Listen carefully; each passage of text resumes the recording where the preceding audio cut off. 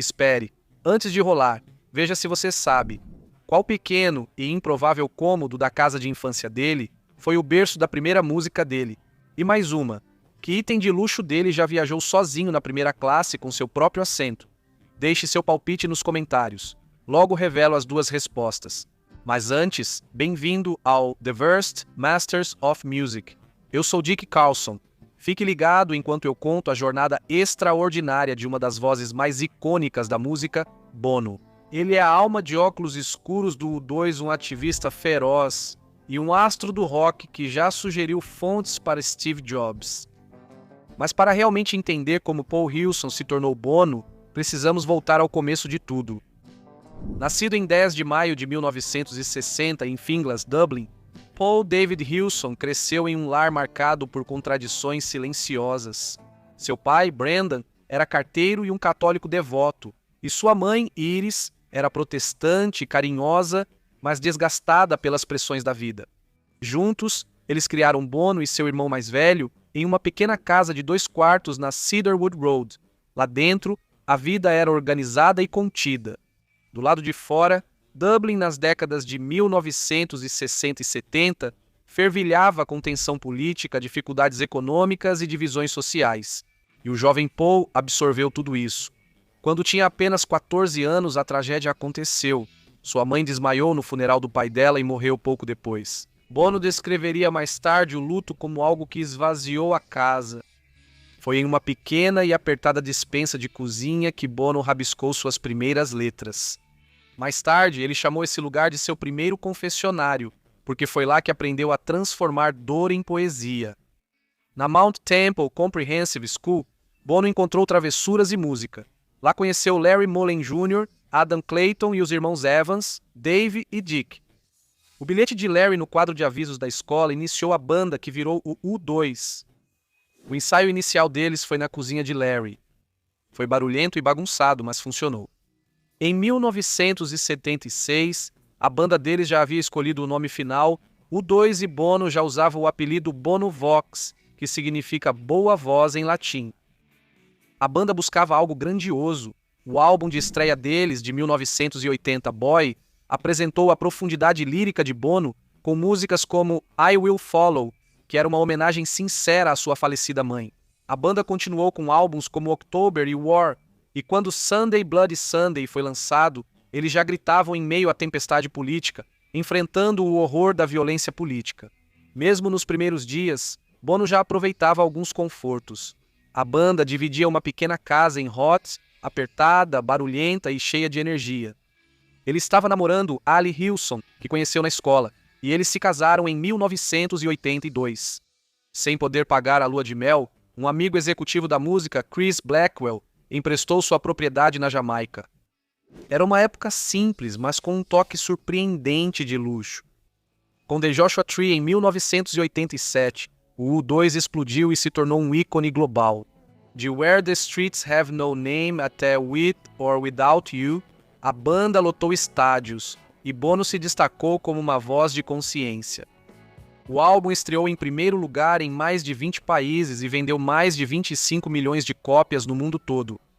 Logo após a queda do Muro de Berlim, o U2 se mudou para o Hansa Studios, cercado por mudanças e incertezas. No entanto, Bono e The Edge entraram em conflito e a banda quase se desfez. Mas do caos surgiu One, uma música crua e emocional sobre perdão e manter a união. Ela rapidamente se tornou uma das favoritas dos fãs, arrecadando mais de 100 milhões de dólares. Na década de 90, o estilo de vida de Bono mudou. Ele e Ed compraram e reformaram o Hotel Clarence, em Dublin, tornando-o um local de luxo.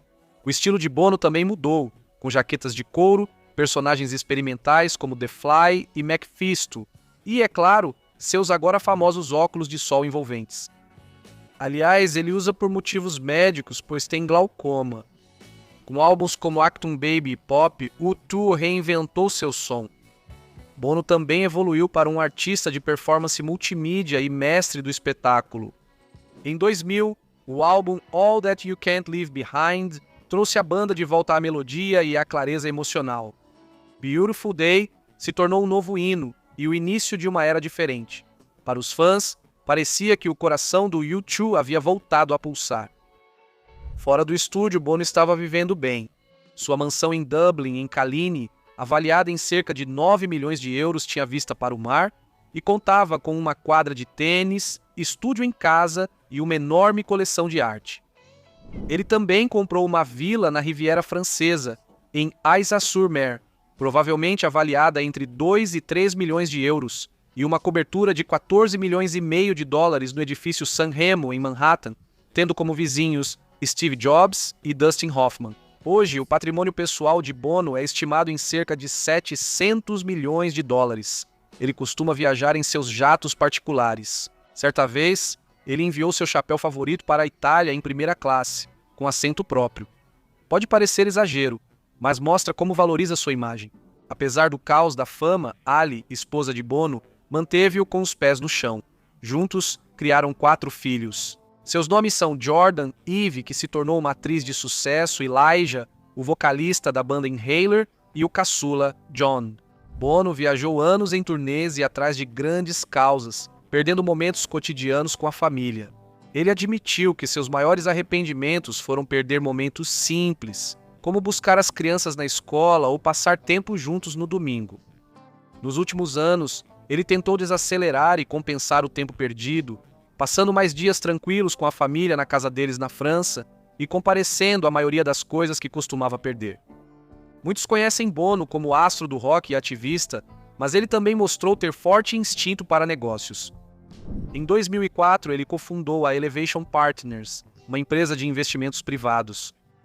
Um dos primeiros grandes movimentos deles foi investir em uma pequena empresa chamada Facebook, anos antes do IPO. Quando o Facebook explodiu, esse investimento teria rendido cerca de 90 milhões de dólares, mostrando que Bono não era criativo apenas no palco. Ele sabia agir com esperteza no Vale do Silício. Ele seguiu lutando por mudanças globais.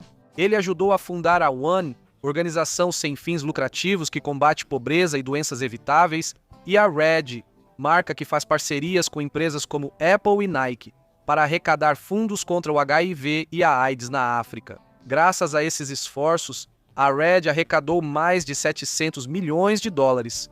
Bono usou sua fama não só para se manifestar, mas também para entrar, onde as decisões são tomadas, reunindo-se com presidentes, CEOs e líderes mundiais para promover mudanças reais. Em 2006, quando a Apple se juntou à campanha Red de Bono contra o HIV, lançando uma edição especial do iPod Red, algo engraçado e inesperado aconteceu.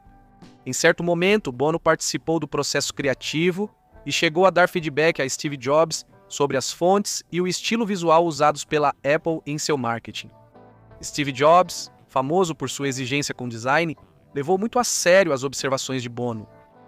Pode parecer estranho, mas isso mostra o quanto Bono valorizava a mensagem e a apresentação, além de como conseguia se impor diante de uma das mentes mais exigentes da tecnologia. Ao longo do caminho, as honrarias choveram para Bono como a pessoa do ano da Time, um título de cavaleiro honorário da rainha, a Legião de Honra da França e mais de 20 prêmios humanitários em 5 continentes. O poeta rebelde de Dublin virou diplomata do rock.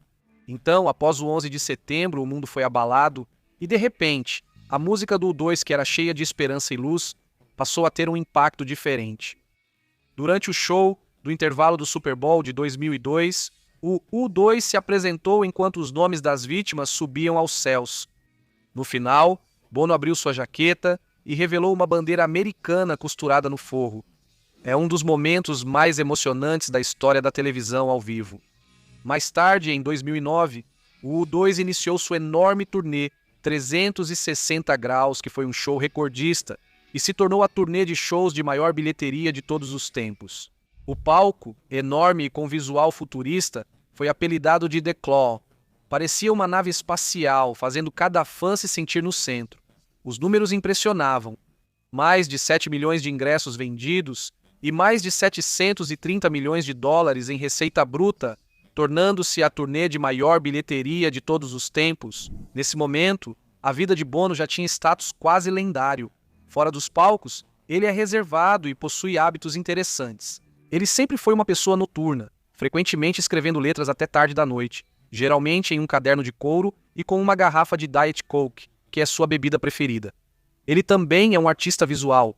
Bono está sempre desenhando, seja em blocos de notas de hotéis, fotografias ou até mesmo em iPads. Seus desenhos são crus e emocionais, frequentemente misturando palavras e imagens. Alguns de seus trabalhos já foram exibidos em revistas ou vendidos para apoiar projetos de caridade.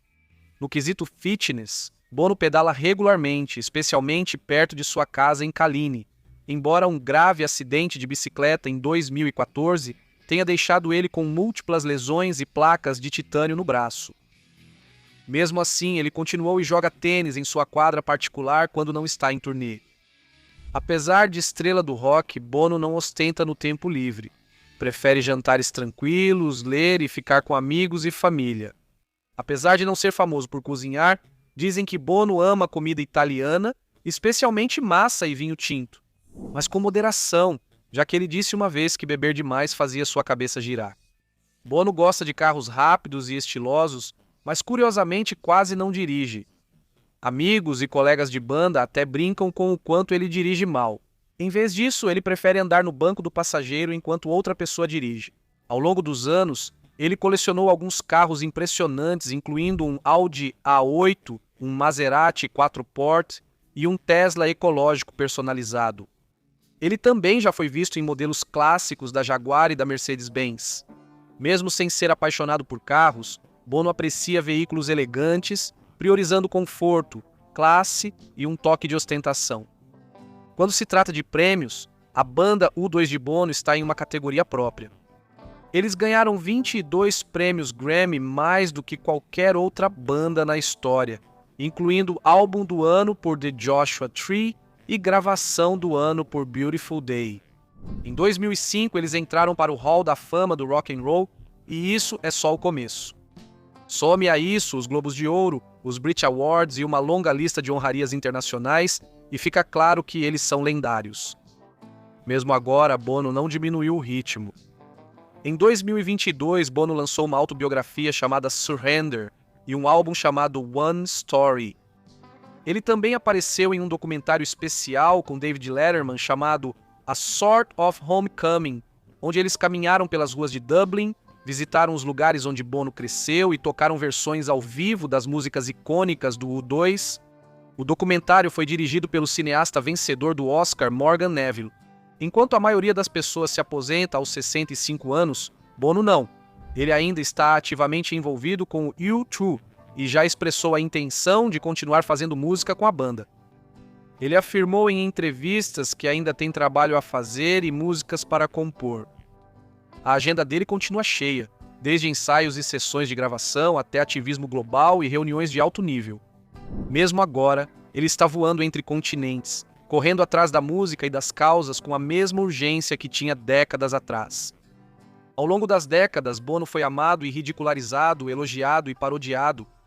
Mas em cada mudança de direção e em cada refrão, ele continuou sendo o homem movido por um propósito. Bono sempre buscou significado em meio ao barulho, talvez por isso ainda o ouvimos. O que mais te surpreendeu na trajetória de Bono? Deixe sua opinião nos comentários abaixo. E se você gosta de histórias como essa, fique por aqui, porque a história de outra lenda vem aí em seguida.